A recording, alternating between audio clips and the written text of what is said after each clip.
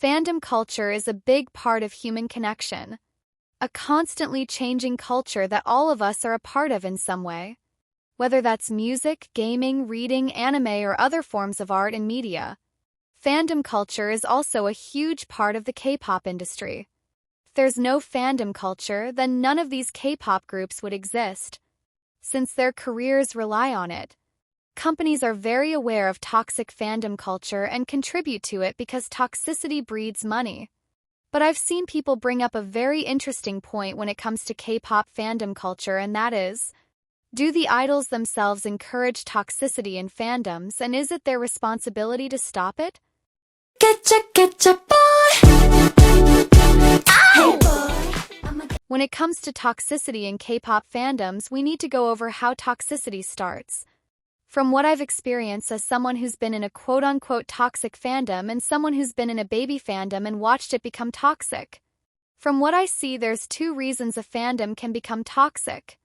1. Toxicity is a reaction to negativity. Or 2.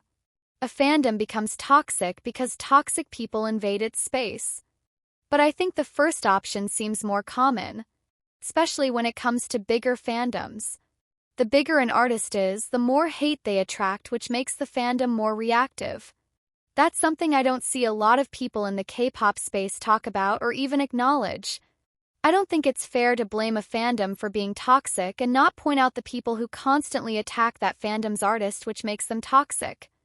I don't understand how people expect a fandom that receives constant unprovoked attacks is supposed to remain nice and peaceful.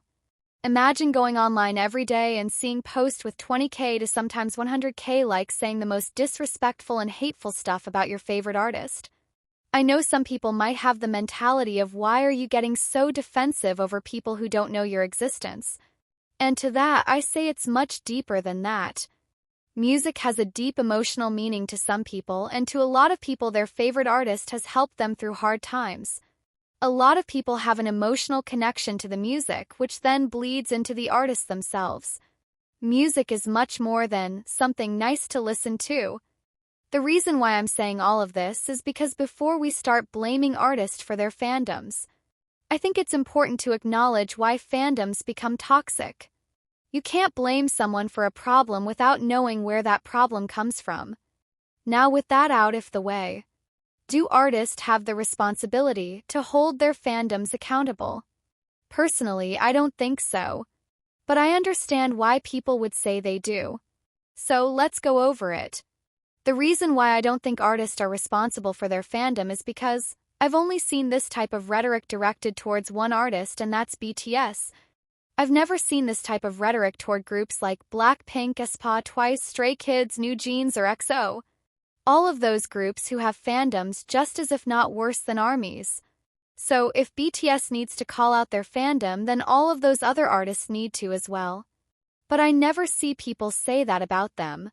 Another reason why I don't think an artist is responsible for their fans is because how a fandom acts and how the artist acts can be completely disconnected from each other.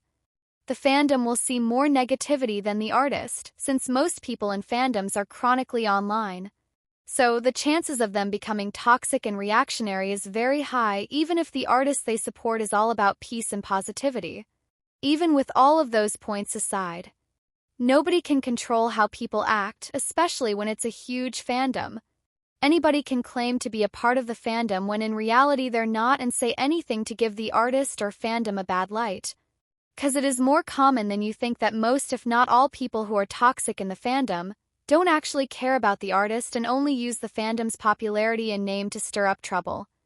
But I also see the other side of the argument that idols are not stupid and definitely see how the people in their fandoms act. It's been exposed many of times that idols have secret accounts on social media and see what their fandoms are saying. The odds of them having Twitter and not seeing a single fan war tweet is highly unlikely. They may also be very aware of how their fandom treat their colleagues. While it is entirely possible to be on stan Twitter and not see a single fan war post, I just don't think it's a high probability. People who think idols should be held accountable think that idols not calling out their fandom's behavior means that they agree with it. Or at least don't think it's a big deal. But let's be honest with ourselves. Fan wars and toxicity is an endless cycle, and idols in K-pop do call it out. They may not say stuff like "stop sending death threats to that idol," but idols saying stuff like "focus on positive stuff and don't focus on negativity" is them calling out the toxicity in their own way. But ultimately, I don't think this conversation is productive, nor do I think it's the idols or fandom's fault for toxicity. Instead, I think it's the fault of the companies. Like I said at the beginning of the video, a fandom becomes toxic because of constant attacks thrown at the idol. You know who can effectively deal with this type of stuff? The companies. Companies have the power, time, and money to deal with attacks on their artist better than any fandoms do. The reason why people get so reactive when someone says anything bad about their idol is because they are aware that the company will not do anything to protect them. And honestly, why would they? Companies profit from the toxicity and negativity that comes with their idols. The multiple hit tweets against the idol, with countless defamatory articles, makes the fandom more and more parasocial to the idol, which makes the company more money.